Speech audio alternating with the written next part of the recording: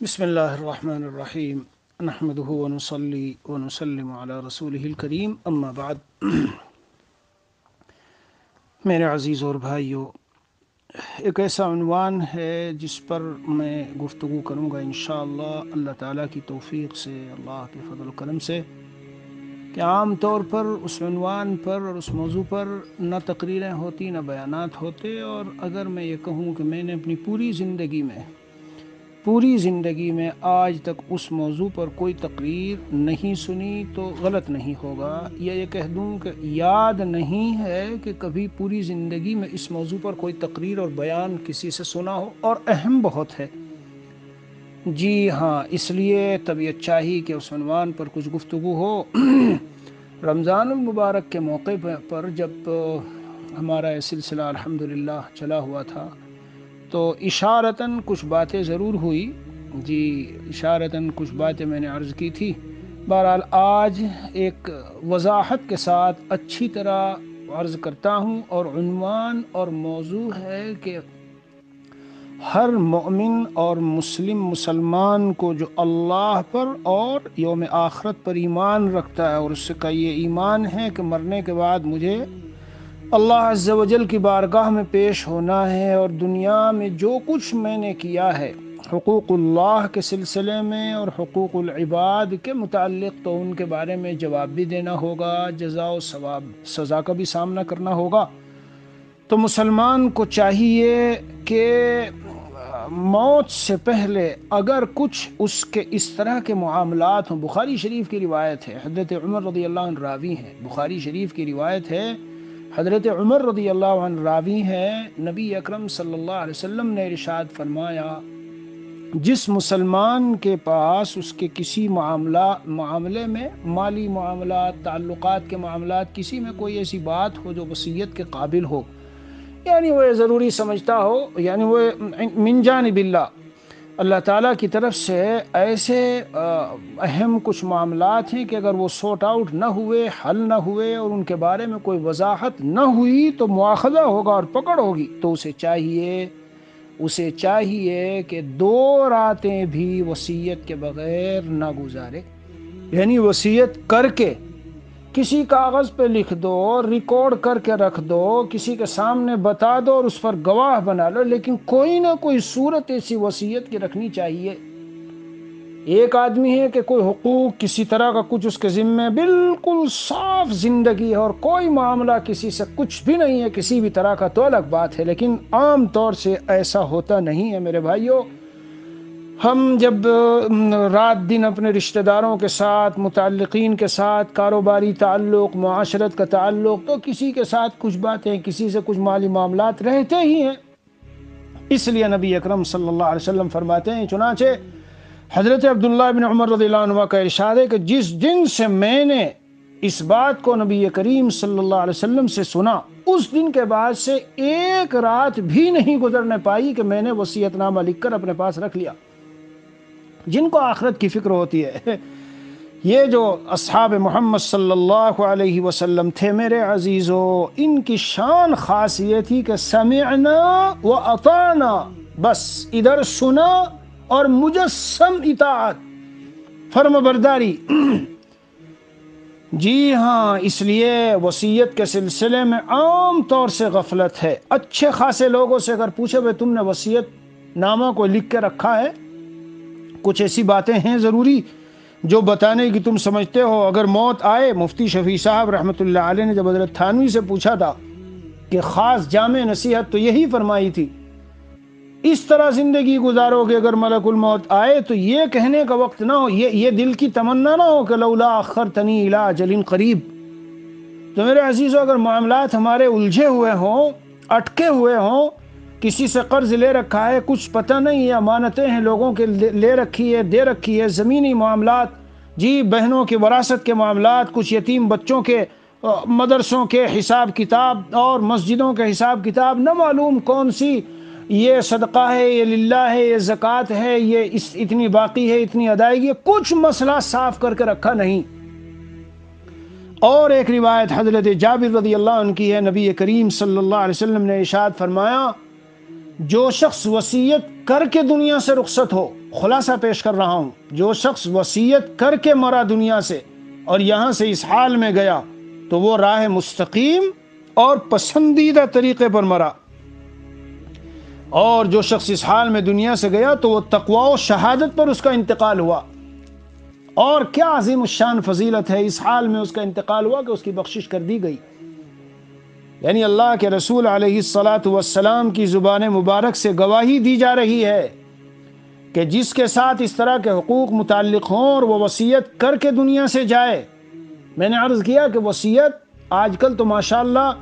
بہت سے مصنفین و مؤلفین اور بہت سے ایسے ہم دین کا درد رکھنے والے لوگوں نے باقاعدہ وصیت ناموں کی شکل میں پورا ایک فارم بنایا ہے، یعنی آسان کر دیا امت کے لیے کہ اس کو لے لے اور لے کے لکھ لے اور لکھ کر کے رکھے اور ایک اپنی کہیں خاص حفاظت کی جگہ میں رکھ لے اور چھوٹا موٹا کوئی اپنی جیب میں بھی رکھے۔ میرے انتقال کے بعد اس میں لکھا ہو میرے انتقال کے بعد میری تمام چیزوں کو دیکھنا ہو تو فلاں ڈائری میں دیکھ لیں اور فوراً دیکھ لیں، اور میری تدفین تجہیز و تکفین سے پہلے ہی دیکھ لیں۔ اور مثلا ایک مثال بتاتا ہوں، آدمی کی تمنا مرنے کے بعد ہو تو بھائی مرنے کے بعد بہت سے لوگوں کے ایسے واقعات ہیں کہ وہ خواب میں آئے اور خواب میں آنے کے بعد کہا فلاں کا میرے اوپر قرض ہے، میں یہاں الجھن پریشانی میں ہوں، تو تم جاؤ اور جا کر کے قرض ادا کرو۔ چنانچہ خواب دیکھنے والے نے جب وہاں گئے اور جا کر کے پوچھا تو بات بالکل درست اور صحیح نکلی۔ تو میرے عزیزو، میرے بھائیو، منو مٹی کے نیچے سے کون ہے ہم میں سے کس کو علم ہے کہ ایسی نوبت آ سکتی ہے کہ ہماری روح جو ہے اس انداز سے یہاں کسی اپنے دوست کی روح سے عالم رویا میں ملاقات کر لے اور اس کو بتا دے اور کہے کہ اس طرح کا میرا معاملہ، اس کو حل کر دو۔ اسی لیے ہر زندگی کے انفاس حیات کو، یہ جو زندگی کے سانس ہیں، ان کو بہت سنبھال کے آگے بڑھنا چاہیے۔ ابھی میں چند منٹ پہلے بعض احباب سے باتیں کر رہا تھا تو یہ میں ان سے کہتا تھا مکان خرید لو اور یہ کر لو اور ایسا کر لو۔ میں نے ان کو سمجھایا میرے عزیز، مکان بھی خریدو، چلو دکان بھی خریدو، یہ بھی کرو وہ بھی کرو، لیکن یہ مومن کی کوئی ترتیب نہیں ہے کہ سال ہر سال کے قرضوں کو اور معاملات کو اپنے کندھے پہ بوجھ لے کے، معلوم ہے پل جھپکنے کا تو بھروسہ نہیں ہے، پل جھپکنے کا تو بھروسہ نہیں۔ اس لیے سب سے اعلیٰ درجہ اور سب سے اونچی بات، اسی لیے ہمارے حضرت والا رحمۃ اللہ علیہ کی جو وصایا ہیں، ان وصایا میں حضرت رحمۃ اللہ علیہ نے سب سے پہلے یہی بات لکھی ہے، سب سے پہلے لکھی ہے۔ چنانچہ ایک وصیت ہے حضرت کی جو حضرت نے 1976 عیسوی میں جنوری کے مہینے میں کی، اور 1396 محرم، تو اسلامی بھی سال تھا اور دوسرا بھی سال تھا۔ اس میں خاص بات یہ لکھی کہ احقر کے اوپر بفضل اللہ تعالی و لطفہ کسی کا کوئی قرض نہیں ہے۔ پھر حضرت نے بعد میں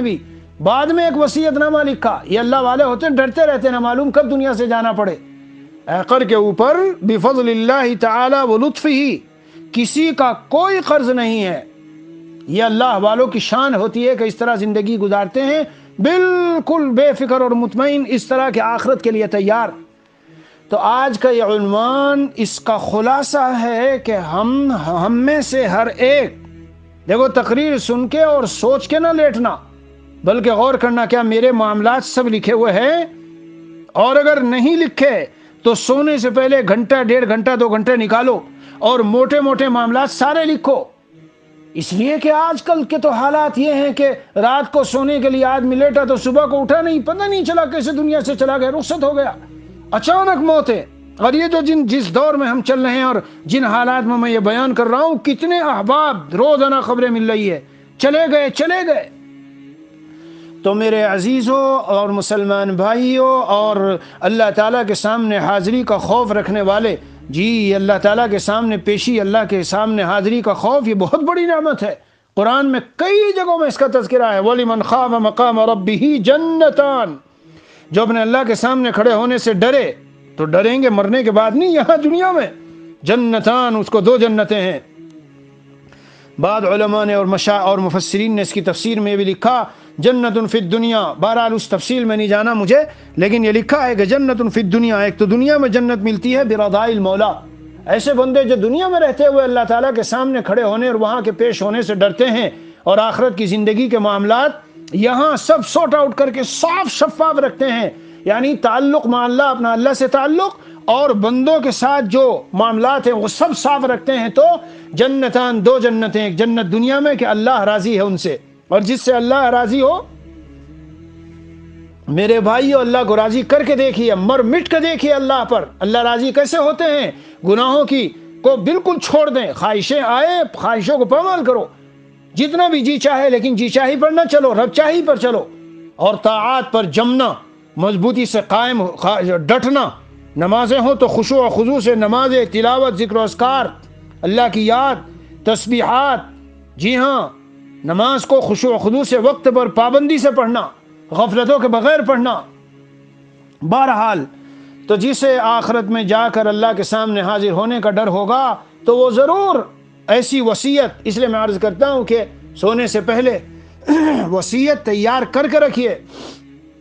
اور چھوٹی سی ایک کوئی جیب میں اپنی پرچی یا ڈائری میں کہیں نوٹ بنا کے رہے، میری ضروری حسابات کی ڈائری فلاں ہیں، اگر میں دنیا سے جاؤں وہاں دیکھ لیا جائے، اور اس میں سب کچھ لکھا ہوا ہو ترتیب سے، جہاں جو کوئی تغیر و تبدل آ گیا وہ بھی، اور بھی جو ضروری باتیں ہوں سب لکھ کے جائے۔ اے میرے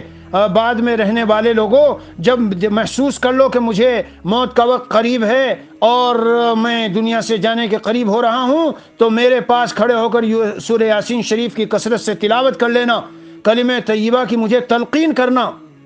تلقین یعنی یہ نہ کہنا چاہیے میت کو اس وقت میں پڑھ لو کلمہ، پڑھ لو، نہیں، کھڑے ہو اور وہاں کھڑے ہو کر پڑھو، اور تھوڑی آواز سے پڑھو، جی تھوڑی آواز سے پڑھو، پہلے ہی سے انتظام پورا۔ اور عورتوں کو، غیر محرم عورتوں کو میرے پاس ہرگز نہ آنے دینا، غیر محرم عورتوں کو نہ آنے دینا، یا غیر محرم عورتوں کی آوازوں سے میرے کانوں میں کلمے کی تلقین یا سورہ یاسین کی تلاوت کراتے وقت غیر محرم کی آوازیں میرے کانوں میں نہ پڑے، پردے کا خاص اہتمام رکھے۔ جی ساری چیزوں کی پہلے سے، جنازے، تجہیز و تکفین ہو، جو بھی مواقع ہوں، خلاف شریعت غیر محرم عورتوں کا اختلاط اور اجتماع وہاں پر نہ ہو۔ اسی طرح جو اکٹھے ہو کر کے قرآن خوانی اور قرآن جو پڑھتے ہیں جمع ہو کر، اس کا بھی وہ نہ کیا جائے۔ انفرادی طور پر حضرت تھانوی قدس سرہ نے سے لکھا اپنے وصایا میں کہ اگر میرے انتقال کے وقت جمع بھی ہیں پہلے سے، تو انتقال کے بعد جب میری اس کی خبر ملے، اگر جمع بھی ہے تو اپنی جگہ سے الگ ہو جائے، اور انفرادن جس کو جو توفیق ہو، اے میرے اہل تعلق، اے مجھے جاننے اور پہچاننے والے لوگوں اور محبت کرنے والے لوگوں، لکھ کے جاؤ، وصیت کر کے جاؤ، تو آپ کی وصیت کل کو جب اہل تعلق سنیں گے تو ان پر اثر ہوگا۔ اے مجھ سے محبت رکھنے والوں، دین کی نسبت پہ تعلق رکھنے والوں، میں تمہیں یہ کہہ کے جا رہا ہوں، میں وصیت لکھ دو، لکھ کے جا رہا ہوں، میرے مرنے کے بعد مجھے 3 مرتبہ سورہ اخلاص، حضرت تھانوی قدس سرہ کی وصایا پڑھیں، بزرگوں کی وصایا پڑھیں، سب نے لکھی اللہ والوں نے۔ جی ہاں، میں تو حضرت تھانوی قدس سرہ کی وصایا کو باقاعدہ طور پر چھپاتا ہوں، ہاں، اور ان کو تقسیم کرتا ہوں اور ان کو لوگوں کو دیتا ہوں، کیونکہ ہر لفظ اتنا قیمتی ہے۔ فرمایا، یہ بھی فرمایا ہے کہ بدعات عوام و خواص میں سے میرے ایصال ثواب کے لیے کسی کا ارتکاب نہ کیا جائے، جمع ہونا، اکٹھا ہونا اور قرآن خوانی کرنا نہیں ضرورت۔ حضرت نے لکھا ہے 3 مرتبہ سورہ اخلاص اور سورہ یاسین شریف پڑھ کر مجھ کو ثواب پہنچا دیا جائے۔ انتقال جب ہو جائے تو سب سے پہلے غسل دے دو اور بہت جلد کفنانے اور دفنانے کا انتظام کرو۔ آج کل کی رسمیں ہیں، دیر تک ایک فلاں آ رہا ہے، وہاں سے آ رہا ہے، یہاں سے آ رہا ہے، اس کے یہ خلاف سنت ہے میرے عزیزوں اور میرے دوستوں، خلاف سنت۔ تو پہلے سے سنت کے مطابق تلقین کر کے جاؤ، تاکہ آپ کے متعلقین آپ کی وصیت کو دیکھ کر عمل کریں۔ میرے جنازے کی تیاری میں، غسل اور کفن اور دفن کے سلسلے میں سنت کی پوری رعایت رکھیے۔ جی ہاں، میرے انتقال کے بعد کوہرام نہ مچانا، گھر میں رونا، زوردار آواز سے رونا اور کچھ سے کچھ زبان سے جملے نکالنا اور شریعت کے خلاف باتیں، جیسے ہند و پاک کے بہت سے علاقوں میں ایسے رواج ہیں کہ ایسی لے لگا کے عورتیں روتی ہیں کہ نہ رونے والی بھی وہاں کوئی بیٹھی اور سب کو رلا دیتی ہے۔ بہرحال میں آج آپ کو یہی بتانا چاہتا ہوں، یہ سب چیزیں پہلے سے لوگوں کو کہہ کے جانے کی ہے۔ اگر جمعے کی رات کو میرا انتقال ہو یا جمعے میں انتقال ہو تو ضرورت نہیں ہے کہ دیر تک کہ بھائی لوگ زیادہ آ جائیں، زیادہ جمع. مفتی رشید صاحب رحمۃ اللہ علیہ تو فرماتے ہیں سنت کے مطابق جو جنازہ ہوگا اور اس کی تدفین اور سب کچھ ہوگا، جو انوارات اللہ تعالیٰ کی طرف سے، جو مغفرت و رحمت کی شان اللہ کی اس پر ظاہر ہوگی، وہ کثرت اجتماع اور بھیڑ بھڑاکا میں نہیں ہوگی. جی ہاں، ہمارے اکابر یہاں تک دنیا سے کہہ کے گئے کہ کسی نمایاں جگہ میں، خاص مقام میں مت قبر بنانا. میرے پیارے بھائیوں، یاد رکھنا، ہم انسان دنیا میں بقا کے لیے نہیں ہیں، مٹنے کے لیے ہیں. هل أتى على الإنسان حين من الدهر لم يكن شيئا مذكورا. میرے پیارے بھائیوں، بتاؤ ہم میں سے کون تھا پہلے سے یہاں ہمیشہ سے، اور کون یہاں ہمیشہ رہے گا؟ نہیں. ہم اصل مٹنے کے لیے، ہم یہ چاہتے ہیں کہ مرنے کے بعد بھی بڑی دھوم دھام کا جنازہ ہو، اور قبر بھی کسی ایسی شاندار جگہ میں بنے، اور لوگ وہاں بہت سارے آتے رہیں اور زیارت کرتے رہیں. کوئی ضرورت نہیں. ہم اصل مٹنے کے لیے ہیں میرے بھائیو. علماء نے لکھا ہے کہ یہ ریا بعد الموت ہے کہ میرا جنازہ ایسا دھوم دھام کا ہو اور اتنے لوگ شریک ہوں، چاروں طرف چرچا ہو کس قدر عالی شان جنازہ تھا، دیکھو فلاں کا جیسا جنازہ ہوا، فلاں کا جیسا جنازہ ہوا. نہیں، ہمیں تو چاہیے کہ اللہ ہم سے راضی ہو جائیں، چاہے جنازے میں بہت سارے لوگ ہوں اور چاہے تھوڑے سے ہوں. اللہ ہم سے راضی ہو جائے، چاہے کسی ایسی جگہ جا کے تدفین ہو جی جہاں بہت بڑے لوگ دفن ہیں، اور چاہے کسی چھوٹی جگہ میں ہو. ہاں بے شک اس کی تمنا کرنا اور اس کا اللہ سے مانگنا یہ پسندیدہ ہے. اسی لیے مدینہ شریف میں جنت البقیع میں موت ہو جی، وہاں مدینہ شریف میں موت ہو اور جنت البقیع کا دفن ہو، اللہ سے مانگیے،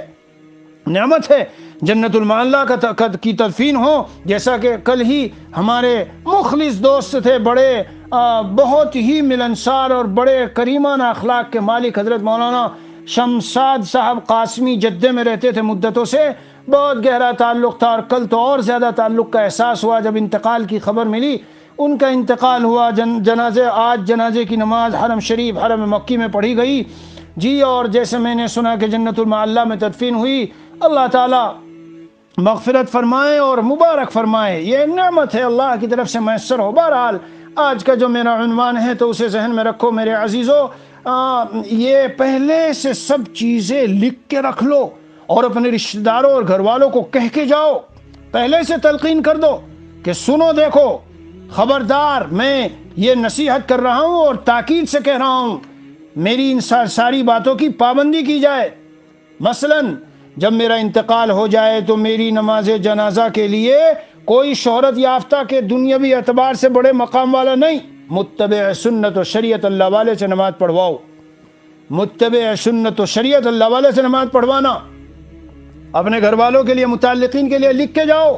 کہ اگر اخیر میں کچھ بیمار ہو گیا یا مجھے کوئی کسی عذر کی بنا پر زندگی میں اگر میری نماز قضا ہوئی یا روزے چھوٹ گئے یا میں کسی وجہ سے زکوٰۃ نہ دے سکا، تو اے میرے متعلقین، اے میرے عزیزوں، میری جائیداد و مملوکہ چیزوں میں سے سب سے پہلے تجہیز و تکفین کے انتظام کے بعد قرضوں کی ادائیگی کر لینا اللہ کے لیے. اصل تو یہ ہے کہ خود کرو، لیکن اخیر میں کچھ نمازیں کچھ روزے ایسی حالت پیش آئی تو ان سے کہہ دو کہ قرضوں کی ادائیگی کر لو اور جو فدیہ کفارہ وغیرہ وہ دے دو. لکھ کے جائیے بتا کے، تاکہ جب آپ کے ایک ہمدردی ہوتی ہے، ایک محبت ہوتی ہے. ابھی ہمارا مرحوم دنیا سے گیا ہے تو ایک ہمدردی اور محبت دل میں ہے تو سب اکٹھے ہوں گے، آپ کی وصیت کو گھر میں پڑھیں گے اور سارے کے سارے کہیں گے اس وقت میں. لیکن پیارو، یہ دنیا ہے، دنیا چند دن اور ہفتے اور مہینے گزرنے کے بعد کوئی کسی کو یاد نہیں رہتا. نہیں بھائی ہمارے پاس پیسہ نہیں ہے دینے کے لیے، نہیں بھائی ہم نہیں یہ کر سکتے. اس لیے پہلے سے سارا بندوبست کر کے جاؤ. میرے انتقال کے بعد مجھے اگر ایصال ثواب پہنچانا ہو تو اس کی اچھی شکلیں، اچھی صورتیں جن سے مجھے زیادہ نفع پہنچے، اللہ والوں سے پوچھ لینا، مفتیان کرام سے پوچھ لینا. اپنی مرضی سے کوئی کام نہ کرنا. جتنا ریاکاری سے خالی ہوگا تمہارا کام اتنا مجھے زیادہ ثواب پہنچے گا. کرائے پر لے لیے وہ قرآن کی تلاوت کرنے کے لیے، اس کا کیا ثواب؟ ان کو خود ثواب نہیں ملے گا تو کیا ثواب پہنچائیں گے؟ میری تکفین اور تدفین کے لیے جی سنت کے مطابق قبر بنا کر، اور میرے صرف چہرے کو نہیں بلکہ قبر کے اندر داہنی کروٹ پر قبلے کی طرف منہ کر کے مجھے لٹانا، صرف یہ نہیں کہ لٹا تو دیا سیدھا اور بس چہرے کو پھیر دیا اس طرف، یہ خلاف سنت ہے۔ بہرحال وقتاً فوقتاً کبھی کبھی قبر پر جو میرے متعلقین ہوں، اولاد اور اہل تعلق ہو، وہ جائیں اور زیارت بھی کرتے رہیں، کم از کم ہفتے میں ایک مرتبہ میری قبر پر چلے جائیں، اور اس کے لیے جمعہ کا دن بہتر ہے، روایتوں میں آیا ہے۔ جی ہاں، جتنی رسمیں وغیرہ ہوتی ہیں وہ سب نہ کرے کہ 40واں منا لیا اور تیسرا اور فلاں اور فلاں اور موت کی سالگرہ اور پیدائش کی سالگرہ اور یہ وغیرہ سب بدعات و خرافات ہیں، سب بدعات و خرافات ہیں میرے عزیزوں۔ یہ سب چیزیں لکھ کے جائیے، بتا کے جائیے۔ جہاں میرا انتقال ہو، چاہے وہ کوئی مشہور شہر ہو یا غیر مشہور، گاؤں ہو یا دیہات ہو یا جہاں ہو، جس جگہ میں جس بستی میں جہاں ہو، وطن سے دور ہو تو وہیں دفن کر دو۔ عام طور سے حکیم الامت مجدد الملت تھانوی رحمۃ اللہ نے لکھا ہے کہ محبان دنیا وطن سے دور رہ کر موت اور دفن کو ناپسند کرتے ہیں، حالانکہ یہ فضیلت کی چیز ہے۔ بعض روایتوں میں ہے کہ قبر میں بھی اتنی وسعت تک کشادگی، اتنی دور تک کشادگی کر دی جاتی ہے وطن سے جتنی دور آدمی کا انتقال ہوا، اور اتنا حصہ جنت میں اس کے لیے طے کر دیا جاتا ہے۔ ہم پتہ نہیں اس کو کیا سمجھتے ہیں جی کہ وہ اتنی دور جا کے کاش میں اپنے وطن میں ہوتا۔ میرے بھائیو، اللہ کے فیصلے پہ راضی رہو۔ جب مجھے نہلایا جائے تو دیکھو پورا پردے کا اچھی طرح سے انتظام کیا جائے، بے پردگی کا اس وقت میں کوئی معاملہ پیش نہ آئے، اور بار بار میری نماز جنازہ نہ پڑھی جائے، میرے اعضاء کسی کو نہ دیے جائیں۔ یہ سب چیزیں میں بتا رہا ہوں مستند کتابوں سے۔ آج کل ہوتا ہے نہ کسی کو کوئی عضو ہبہ کیا جائے، نہ بیچا جائے، نہ دیا جائے، اور یہ جو چہرہ دکھانے کا رواج چلا ہوا ہے جی، اس سے بھی پرہیز رکھے، اور غیر محرم عورتوں سے تو خاص طور سے کہ دیر دیر تک رکھے ہوئے ہیں کہ ابھی فلاں آ رہا ہے، فلاں آ رہا ہے، فلاں آ رہا ہے۔ کبھی بھی قبر کو پکی نہ بنانا، ساری چیزیں۔ اور اے میرے عزیزوں اور اہل تعلق اور میرے خاندان والوں اور وارثوں، میں جب دنیا سے چلا جاؤں تو میری جتنی مملوکہ اشیاء ہیں اور جو کچھ جائیداد اور جو کچھ کیش، حتیٰ کہ بالکل سوئی کے برابر بھی معمولی سی معمولی چیز بھی میرے انتقال کے بعد تصرف میں نہ لانا، جب تک کہ اس کو شریعت کے مطابق وراثت اس کی تقسیم نہ کر لو۔ میری جتنی بچیاں ہیں، میرے جتنے بچے ہیں اور جو بھی وارث ہے، اس کو پورا پورا حق دے دینے کے بعد میرے مال میں کوئی تصرف کرنا، پہلے لکھ کے جائیے۔ اور میں تو کہتا ہوں جب زندگی ہی میں ایک ترتیب بنا کے رکھنی چاہیے کہ میں جب چلا جاؤں تو میرے بعد فلاں عالم سے رابطہ رکھنا، فلاں اللہ والے سے رابطہ رکھنا، اس کے بتائے ہوئے مسائل اور اس کے مشوروں پر چلنا۔ اور اے میرے بچوں اور بچیوں، میرے دنیا سے جانے کے بعد ان مالی معاملات میں لڑ کر اپنے تعلقات کو خراب نہ کرنا۔ اور اے میرے بیٹوں، میرے دنیا سے جانے کے بعد بچیوں پہ اپنی بہنوں کے حق کو دبا کر اپنی آخرت خراب نہ کرنا،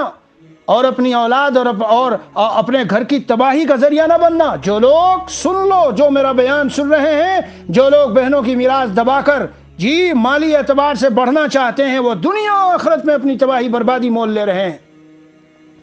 جب کبھی تمہیں کوئی ضرورت پیش آئے، مشکلات کا سامنا ہو، اللہ والوں سے مشورہ کرو، ان کی بتائے ہوئے مشوروں پر چلو، صلاۃ الحاجت پڑھ کے اللہ سے مانگو، مخلوق سے کی طرف للچائی نگاہ سے نہ دیکھو، اور مخلوق کے در کو کھٹکھٹانا چھوڑو، اللہ کے در پہ جڑ جاؤ، وغیرہ وغیرہ۔ اپنے بچوں کو اسکولوں کے بجائے دین سکھانا۔ اور اے میرے متعلقین، میں آج دنیا سے جا رہا ہوں، اب تم سے یہی امید ہے کہ تم مجھے اپنی دعاؤں میں، استغفار میں، قرآن کریم پڑھ کر ایصال ثواب میں، اور بیت اللہ پہ جاؤ تو طواف اور نفلیں اور نفلی عبادات اور نفلی صدقات وغیرہ کے ذریعے سے مجھے ایصال ثواب کرتے رہو گے۔ اور خاص یہ بھی لکھ لو اپنی وصیتوں میں کہ اے میرے متعلقین اور خاندان والوں، میں تمہیں تاکید سے یہ بات کہتا ہوں کہ اپنی اولادوں کو دین سکھا دینا، اپنی اولادوں کو دین پر قائم رکھنے کے لیے بندوبست کر دینا، اپنی اولادوں کا اللہ والوں سے اور علماء سے جوڑ پیدا کر دینا، خالی کالجوں، اسکولوں اور یونیورسٹیوں میں اور کاروبار و تجارت میں لگا کر اپنی عاقبت خراب نہ کرنا، ورنہ آج میں جا رہا ہوں اور میرے جانے کے بعد کل جب تم جاؤ گے دنیا سے